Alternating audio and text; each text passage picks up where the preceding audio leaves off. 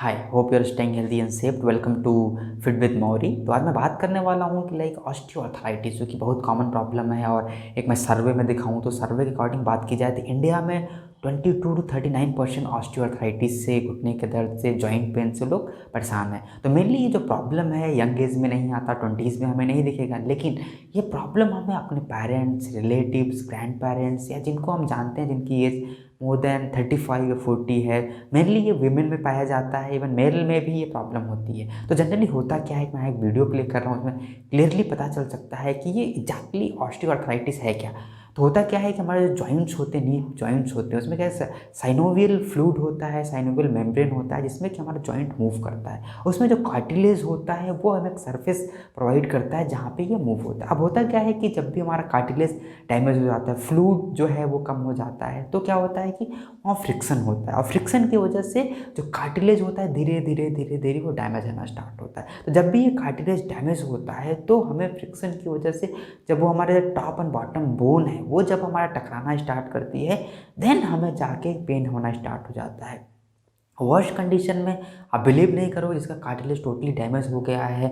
अब बहुत लोगों का सुना होगा कि नी जॉइंट से कट कट की आवाज़ भी आती है, तो उनको बहुत ज़्यादा पेन होता है। तो मैंने बहुत अपने क्लाइंट्स को मैंने रिकमेंड किया है, क्लाइंट्स को देखा है, क्लाइंट्स को रिकवर किया है जिनका 90 to 95% अर्थराइटिस रिकवर हो गया। यहाँ मैं कुछ क्लाइंट्स को दिखा रहा हूँ जिनको रिकवर हो गया, जो मेरे रिलेटिव्स हैं, क्लाइंट्स हैं, उनको 100% रिजल्ट मिला है। तो उसमें क्या मैटर करता है, अगर आप पूरा वीडियो देखते हैं, मैं बात करूँगा कैसे इसको रिजॉल्व किया जा सकता है। तो अगर मैं बात करूँ कि जब किसी को सीवियर अर्थराइटिस होता है, ऑस्टियोआर्थराइटिस की मैं बात करूँ, तो एक ऐसा मोमेंट आता है बहुत ज़्यादा पेन होता है। अगर आप सोचिए आपके पेरेंट्स, फैमिली, फ्रेंड्स में किसी को अगर है, इतना ज़्यादा पेन कैसे वियर करता है, उसको चलने की प्रॉब्लम होती है, स्टिफनेस होता है, जॉइंट में स्वेलिंग होती है, वो सब प्रॉब्लम बहुत कॉमन। और अगर किसी को सीवियर है तो किसी का चलना उठना इतना ज़्यादा पेनफुल होता है। अगर आपके पेरेंट्स को है तो डेफिनेटली हमें रियलाइज़ करना चाहिए कि उनके इस प्रॉब्लम को हम कैसे रिजॉल्व कर सकते हैं।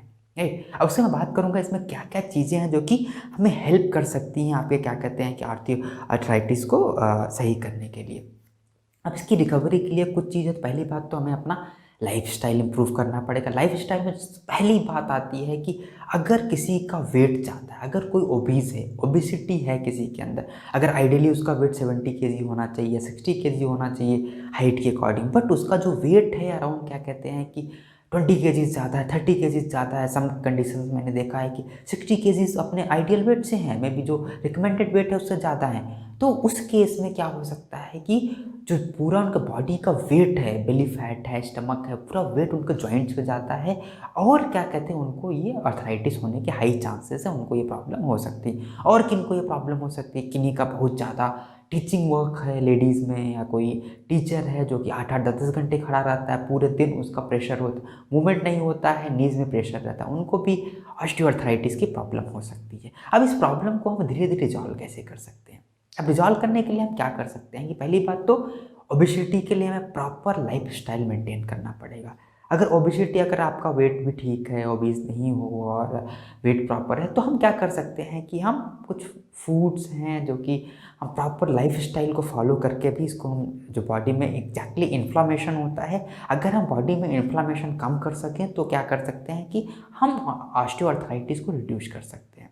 तो पहली बात मैं करूं तो, अगर मैं लाइफस्टाइल की बात करूं तो क्या करना पड़ेगा, तो पहली बात हमें good source of fruits, vegetables include करने पड़ेंगे अपने डाइट में। और मेनली हमेशा जो मैं बात करता हूँ कि अपने डाइट से, अपने फूड से आपको प्रोसेस्ड फूड निकालना पड़ेगा, शुगर कम करना पड़ेगा, और हेल्दी होल ग्रेन्स आपको खाने पड़ेंगे, राइट, जो कि आपको हेल्प करेगा आपकी हर डाइट में। और आपकी डाइट में नट्स, बीन्स, लेग्यूम्स, दाल, जितना ज़्यादा आपके प्रोटीन के सोर्सेज आप ऐड कर सकते हो, वो आपके ऑस्टियोआर्थराइटिस में हेल्प करने वाला है। प्रोटीन में क्या क्या होता है, मैं हमेशा बात करता रहता हूँ। पनीर हो सकता है, सोया चंक हो सकता है, ब्लैक चना हो सकता है, वाइट चना हो सकता है, ब्लैक पीस हो सकता है, मूंग हो सकती है, ये सब पनीर, ये सब ऑप्शन आप ऐड कर सकते हैं जितना। और आपकी हर मील में प्रोटीन के एक पोर्शन ऑफ प्रोटीन, एक portion of salad, fruits and vegetables होना ही चाहिए।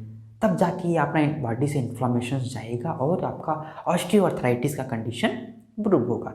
नेक्स्ट बात आती है कि और क्या किया जा सकता है, फूड में हम इम्प्रूव कर सकते हैं। नेक्स्ट है कि वाटर इनटेक। डेफिनेटली अगर आपको ऑस्टियोआर्थराइटिस है या नहीं भी है, तो आपको अपना वाटर इंटेक मेंटेन करके रखना है। वाटर इंटेक में भी एज पर 20 kg वेट आपको मे बी 1 लीटर पानी पीना है। वो क्या करता है, जॉइंट में लुब्रिकेशन देता है, जॉइंट का स्टिफनेस रिमूव करता है, स्ट्रेस रिमूव करता है, क्योंकि स्ट्रेस भी एक फैक्टर हो सकता है, क्योंकि पूरी ओवरऑल बॉडी हमारी कनेक्टेड है, तो हमारा स्ट्रेस भी यहाँ एक मेजर फैक्टर हो सकता है, राइट। तो हमें स्ट्रेस भी रिड्यूस करना है, अपने बॉडी को मोबिलाइज करके रखना है, अपने बॉडी में क्या कहते हैं, बॉडी को आप क्या कह सकते हो कि 10,000 स्टेप्स, मतलब अपने बॉडी का जो फैट है उसको मोबिलाइज करो, आप वॉक करो, बेसिक एक्सरसाइजेस करो, जो कि अर्थराइटिस में हेल्प कर सकता है।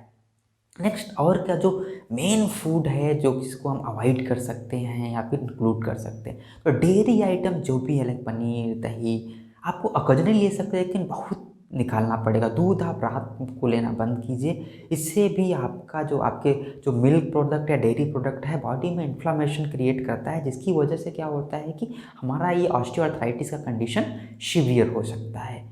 नेक्स्ट हमें क्या है कि डेफिनेटली जब भी हमें ऑस्टियोआर्थराइटिस होता है तो हमारे जॉइंट में स्वेलिंग हो जाती है। स्वेलिंग को रिमूव करने के लिए आपको ओमेगा 3 के सोर्सेज चाहिए। कैल्शियम डेफिशिएंसी से भी होता है, तो आपको नेचुरल सी कैल्शियम एंड ओमेगा 3 के सोर्सेज इंक्लूड करने पड़ेंगे। तो ओमेगा 3 आप कहाँ से ले सकते हो, कुछ फिशेस से आती है, सैल्मन हो गया, ट्यूना फिशेस से ओमेगा 3 का अच्छा सोर्स है। वालनट हो सकता है, फ्लैक्सीड हो सकता है, कॉड लिवर ऑयल हो सकता है, ये सब है जहाँ आपको ओमेगा 3 मिल सकता है। कैल्शियम कुछ के सोर्सेज हैं, जहाँ की कुछ सीड्स हैं जिसमें आपको कैल्शियम मिल सकता है। इवन डेयरी प्रोडक्ट में मिलता है, लेकिन मेजरली आपको डेयरी प्रोडक्ट से कंज्यूम नहीं करना है। चिया सीड से आप कैल्शियम ले सकते हो, जहाँ भी सोर्सेज हैं। और इसके अलावा नेचुरल सी, अब बॉडी में अगर इन्फ्लामेशन है तो उसको कैसे कम कर सकते हैं, कैसे इन्फ्लामेशन के लिए क्या क्या फूड हम इंक्लूड कर सकते हैं। तो मेनली इन्फ्लामेशन अगर बॉडी में है तो एंटीऑक्सीडेंट जितने भी फूड होते हैं सब आपको इंक्लूड, एंटीऑक्सीडेंट में जितने भी सिट्रस फूड है, गुआवा हो गया, लेमन हो गया, मे बी ग्रेप्स हो सकते हैं, जितने भी फ्रूट्स काइंड ऑफ चीज़ें हैं जो सिट्रस फ्रूट होते हैं, इन सब चीज़ों को इंक्लूड करने से एंटीऑक्सीडेंट का काम करते हैं। ये ग्रीन टी आप ले सकते हो, ग्रीन टी प्रोटीन के फॉर्म में आप ले सकते हो, ये भी एंटीऑक्सीडेंट के फॉर्म में काम करेंगे और आपका इन्फ्लामेशन कम हो सकता है। इसके अलावा अगर मैं बात करूँ कि और क्या चीज़ें हैं, कि अगर किसी का नॉर्मल ऑस्टियोआर्थराइटिस है, घुटने का दर्द है, तो ये सब चीज़ें काम कर सकती है। लेकिन अगर किसी का सीवियर हो जाता है ऑस्टियोआर्थराइटिस, उसके लिए तो हमें कुछ एक्सटर्नल सोर्सेज से उनके ऑर्गेनिक सप्लीमेंट्स लेने पड़ते हैं। और एक चीज़ मैं बहुत क्लियरली बता दूं कि ऑस्टियोआर्थराइटिस के कंडीशन में कभी भी एलोपैथ काम करेगा। एलोपैथ वो पेन किलर देते हैं, जब तक आप पेन किलर लोगे तब तक आपका ऑस्टियोआर्थराइटिस रहेगा, उसके बाद पेन तब तक चला जाएगा, उसके बाद फिर से आ जाएगा। वो जो आप एलोपैथ की मेडिसिन ले रहे हो, इवन वो आपको बहुत ज़्यादा साइड इफेक्ट क्रिएट कर रहा है और उसका कुछ भी बेनिफिट नहीं। आपका लिवर डैमेज करेगा, किडनी डैमेज करेगा, उसके अलावा कुछ भी नहीं। जब से आपने टैबलेट लेना बंद कर दिया, मैंने बहुत क्लाइंट को सुना है कि मैं कब तक टैबलेट लेता रहूँ, कब तक लेती रहूँ, जब टैबलेट बंद कर देता हूँ तो स्टार्ट हो जाता है। तो कुछ ऐसे एक्सटर्नल सप्लीमेंट्स आते हैं, ऑर्गेनिक सप्लीमेंट्स आते हैं, जो कि आपका एक्सट्रीम कंडीशन अगर ऑस्टियोआर्थराइटिस का हेल्प कर सकते हैं। तो ऑर्गेनिक सोर्सेज से आप ओमेगा 3 के सप्लीमेंट्स ले सकते हो, कैल्शियम ले सकते हो, इवन आप नेचुरल सी के सप्लीमेंट या फिर आप नेचुरल सी को नॉर्मल सोर्सेज हैं लाइक उससे आप कंप्लीट कर सकते हो। प्लस एक ग्लूकोजामाइन करके हब आता है, वो आपकी हेल्प कर सकता है आपको रिकवर, क्योंकि ये जो हर्ब्स या फिर मैं एक्सटर्नल सोर्सेज से ऑर्गेनिक टारगेटेड न्यूट्रिएंट्स या फिर ऑर्गेनिक सप्लीमेंट्स की बात कर रहा हूँ, ये क्या करते हैं कि आपका जो कार्टिलेज एंड जो फ्लूइड कम हो गया उसको फिर से जनरेट करने में, कार्टिलेज को रिपेयर करने में हेल्प करते हैं। जब तक आप रूट काज पे काम नहीं कर रहे हो, कोई ऐसी चीज़ें नहीं ले रहे हो जो कि रिपेयर में हेल्प कर रहा है, तब तक आपका ऑस्टियोआर्थराइटिस जड़ से नहीं जाने वाला, तब तक आपका ऑस्टियोआर्थराइटिस जड़ से ख़त्म नहीं होगा। तो ये हो गई क्या कहते हैं ऑस्टियोआर्थराइटिस की बात। स्टिल मैंने काफ़ी कुछ कवर किया। स्टिल अगर आपको डाउट है, लगता है कुछ और इन्फॉर्मेशन चाहिए, तो आप कमेंट कीजिए, या फिर अगर आपको लगता है कि आपको हेल्थ कंसल्टेशन चाहिए, फ्री हेल्थ कंसल्टेशन चाहते हैं, तो फिर भी कमेंट कीजिए। हमारी टीम आपके पास आएगी, आपसे बात करेगी और आपको गाइड करेगी कि और कैसे इसको क्योर किया जा सकता है। और जब भी आप कोई क्या कहते हैं एक्सटर्नल न्यूट्रास्यूटिकल या फिर ऑर्गेनिक सप्लीमेंट ले रहे हैं, तो please take the help of professionals, बिना उनके हेल्प मत लीजिए। प्रोफेशनल्स के गाइडेंस के अकॉर्डिंग ही क्या कहते हैं कि आप चीज़ें इंक्लूड कीजिए। बाकी thank you so much, thanks for watching and like my channel fit with Mauri, and like share and subscribe.